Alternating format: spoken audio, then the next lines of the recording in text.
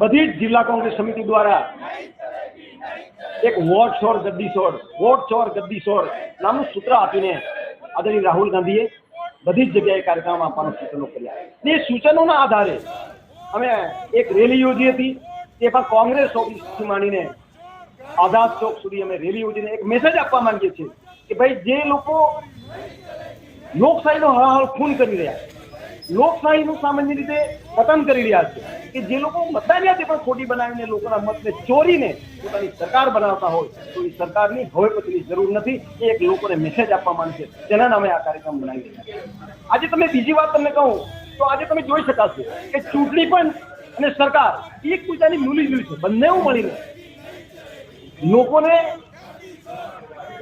ખોટી રીતે સરકાર બનાવવાનું ષડયંત્ર કરીને પોતાનું પાપ પોકારે છે. એમ કહું તો ખોટું નહીં, એ વાત તમે જોઈ રહ્યા છો. આજે મતદાર યાદીમાં એક ઘરમાં 80 વોટો નીકળતા હોય તો તમે જોઈ શકો છો કે આ શું થઈ રહ્યું છે લોકશાહીમાં.